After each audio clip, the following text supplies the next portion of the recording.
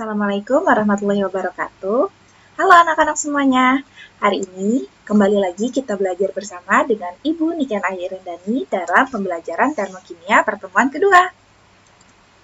Hari ini materi-materi yang akan kita pelajari yakni perubahan entalpi pembakaran standar, kalorimetri, hukum Hess, dan energi ikatan. Oh iya anak-anak, kalian bisa membaca materi pembelajaran kali ini pada LKPD yang Ibu berikan dan pada bahan ajar yang kalian miliki. Ibu hari ini hanya akan membahas contoh-contoh soal yang terdapat dalam LKPD kalian. Simak terus ya video pembelajaran kali ini dan apabila ada yang tidak dipahami, silakan tanyakan ke Ibu. Langsung masuk ke pembelajaran pertama tentang entalpi pembakaran standar. Dalam LKPD kalian ada soal seperti ini nih. Jika diketahui entalpi pembakaran karbon minus 393,5 kJ per mol, berapa kalori yang terjadi pada pembakaran 1 kg arang jika dianggap bahwa arang mengandung 480 gram karbon dan nilai AR karbon sama dengan 12? Cara menjawabnya, kalian tulis dulu. Yang diketahuinya adalah delta HC dari karbon dan massa karbon. Dan yang ditanyakannya adalah kalor. Nah, cara penyelesaiannya, pada pembakaran 1 mol karbon dibebaskan kalor sebesar negatif 393,5 kJ. Maka pada pembakaran 480 gram per 12 gram per mol karbon dihasilkan kalor sebanyak. Nah, dapat 480 gram ini adalah anggapan bahwa arang mengandung 480 gram karbon dan 12 gram per mol ini adalah nilai AR dari karbon. Maka cara menjawabnya adalah Q sama dengan 480 gram per 12 gram per mol dikali 393 kJ per mol. Jawabannya adalah Q sama dengan 15.740 kJ. Nah, mudah kan? Kalau masih ada yang tidak kalian pahami, silahkan tanyakan Ibu. Untuk soal seperti ini, kalian bisa diketahui AR-nya atau MR-nya, tergantung apakah itu senyawa atau hanya unsur saja. Kalau unsur, kalian bisa memakai nilai AR yang ada dalam sistem periodik unsur. Apabila itu merupakan senyawa, kalian bisa tambahkan AR-nya seperti yang sudah kalian pelajari sebelumnya. Berikutnya kita akan belajar tentang kalorimeter. Dalam LKPD kalian ada soal seperti ini nih. Nah, cara menjawabnya adalah ada rumus Q total sama dengan Q system ditambah Q kalorimetri. Oleh karena kalorimetri tidak menyerap kalor, maka Q total sama dengan Q system. Pada soal dikatakan bahwa kalorimetri tidak menyerap kalor. Nah, cara menjawabnya adalah yang pertama, kalian harus mencari massa dari larutan tersebut. Massa dari larutannya adalah 100 cm3 NaOH dan 100 cm3 HCl. Nah, dari cm3 ini kalian jadikan gram. Karena massa jenis larutan yang dianggap 1 gram per cm, maka kalian tinggal menambahkannya saja. Dan hasilnya bisa langsung jadi gram. Gitu. Lalu, untuk mencari delta T-nya atau perubahan suhu adalah suhu akhir dikurang dengan suhu awal. Didapatkan 6 derajat Celcius. Karena kita memakai satuan Kelvin, maka kita ganti ke Kelvin. Kemudian, rumusnya adalah Q system sama dengan massa larutan dikali kalor larutan dan perubahan suhu. Jadi, 200 gram dikali 4,18 Joule per gram per Kelvin, sudah diketahui di dalam soal, dikali 6 Kelvin, yaitu nilai perubahan suhunya. Didapatkanlah hasilnya 5016 Joule. Dari Joule ini kita harus ubah ke kilojoule, yaitu dengan membaginya dengan 1000. 5016 kita bagi dengan 1000, maka hasilnya adalah 5,16 kilojoule. Nah, kemudian NaOH sama dengan HCl sama dengan 0,1 liter. 0,1 liter ini adalah 100 cm3 ini kita bagi dengan 1000, maka dihasilkan 0,1 liter. Dikali 1 mol per liter. Jawabannya adalah 0,1 mol. Nilai ini Artinya, pada reaksi antara 0,1 mol NaOH dengan 0,1 mol HCl, terjadi perubahan kalor sebesar negatif 5,016 kJ. Maka, untuk setiap 1 mol NaOH yang bereaksi dengan 1 mol HCl akan terjadi perubahan kalor sebesar nilai yang sudah kita cari tadi, yaitu 5,016 kJ dibagi dengan 0,1, maka menghasilkan 50,16 kJ per mol.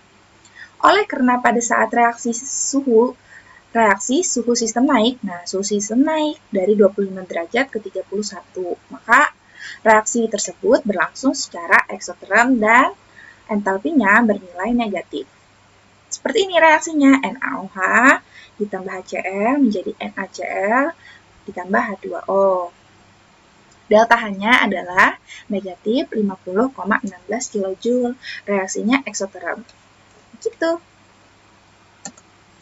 Berikutnya, yang ketiga yaitu hukum Hess. Nah, kalau ada soal seperti ini, siklus Hess, cara membacanya itu adalah Ca ditambah H2O ditambah O2 menjadi CaOH 2 kali, dan delta H-nya sebesar negatif 986 kJ.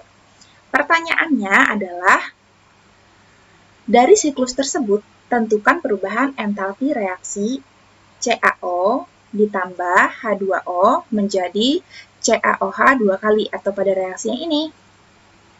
Berapakah delta H-nya? Cara menjawabnya adalah seperti ini. Ini kalian bisa lihat arah jarum jam yang Ibu masukkan di sampingnya ini.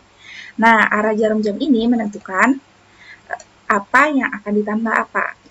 Jadi, yang searah dengan jarum jam itu hasilnya sama dengan yang berlawanan arah dengan jarum jam. Kita lihat di sini yang searah dengan jarum jam adalah delta H2. Maka delta H2 sama dengan delta H1 ditambah delta H3. Dan hasilnya adalah delta H3-nya minus 66 kJ. Kalau ada yang tidak dipahami, silakan hubungi Ibu ya untuk menanyakan hal yang belum dipahami. Kita ke pembelajaran hukum Hess berikutnya. Nah, pembelajaran ini kita menghitung perubahan entalpi yang terjadi pada reaksi. Dari diketahui dua reaksi ini, reaksi pertama dan reaksi kedua. Nah, kemudian hitunglah perubahan entalpi yang terjadi pada reaksi 2Al ditambah Fe2O3 menjadi Al2O3 ditambah 2Fe. Nah, berapakah delta H-nya? Kita baca nih not di samping sini. Cara mudah menjawab pertanyaan ini, kita harus melihat bagian hasilnya dulu, bagian yang ditanyakannya dulu. Pada soal ini yang ditanyakannya adalah reaksi 2Al ditambah Fe2O3. Nah, setelah kita tahu yang ditanyakan, baru kita dapat memperkirakan reaksi mana yang dibalik dan reaksi mana yang tetap. Pada pertanyaan ini, 2Al ada di depan sebelum tanda panah. Pada reaksi pertama, 2Al terletak di depan sebelum tanda panah. Maka, pada reaksi pertama, reaksinya tidak perlu dibalik. Sedangkan di sini ada Fe2O3 terletak sebelum tanda panah. Sedangkan pada reaksi kedua, Fe2O3-nya terletak setelah tanda panah. Maka dari itu, pada reaksi kedua itu perlu kita balik dan tandanya berubah jadi positif. Seperti ini pengerjaannya. Nah, setelah dibalik, ternyata ada nilai yang sama, yaitu 3/2O2. 3/2O2-nya bisa kita hilangkan, kita coret, tetapi syaratnya adalah yang satu berada sebelum tanda panah, yang satu berada setelah tanda panah, seperti ini. Nah, baru bisa kita coret dan dapat menghasilkan jawaban delta H-nya adalah minus 780 kJ. Delta H2 yang awalnya bernilai negatif, jadi bernilai positif karena reaksinya dibalik. Mudah kan? Kalau ada yang belum dipahami, silahkan tanyakan Ibu ya. Nah, kita masuk ke pembelajaran terakhir, yaitu energi ikatan.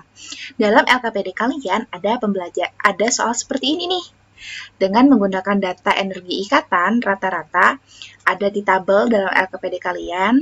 Hitunglah perubahan entalpi atau delta H reaksi berikut. Reaksinya adalah CH4 ditambah Cl2 menjadi CH3Cl ditambah HCl. Cara menjawabnya pertama adalah kalian harus menggambarkan struktur senyawanya dulu. Nah, CH4 berarti C dengan 4H.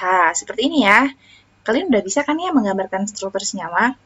Nanti kalau tidak bisa, hubungi ibu ya. Nanti ibu bantu untuk mengajari cara menggambar struktur senyawa ini. CH4 berarti C dengan 4 tangan H ditambah Cl2 berarti Cl berikatan dengan Cl menjadi CH3 berarti C dengan 3H dan berikatan dengan Cl ditambah dengan H Cl atau H yang berikatan dengan Cl. Udah kan? Nah, cara menjawabnya itu adalah delta H ada sigma pemutusan ikatan dikurang sigma penggabungan ikatan. Pemutusan ikatan itu adalah yang sebelum tanda panah, bagian reaktannya. Nah, sedangkan penggabungan ikatan adalah setelah tanda panah atau pada hasil reaksi. Cara menjawabnya adalah ikatan yang putus ada 4 ikatan C ke H, berarti 4 dikali 413 kJ. Kemudian, 1 ikatan Cl ke Cl, berarti 1 dikali 242 kJ. Kemudian, kita hitung lagi ikatan yang terbentuk atau ikatan yang setelah tanda panah ini, hasil reaksinya.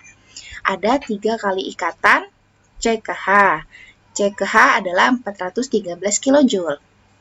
Kemudian, 1 ikatan C ke Cl, ikatan ini, C ke Cl, dan 1 ikatan H ke Cl. Nih. Rumusnya, delta H sama dengan sigma pemutusan ikatan dikurang sigma penggabungan ikatan. Berarti, seri ini yang sudah kita jawab di atas ini, kita masukkanlah nilainya, dan didapatkanlah hasilnya sebagai berikut. Nah, mudah kan anak-anak? Sekian saja ya pembelajaran kita hari ini.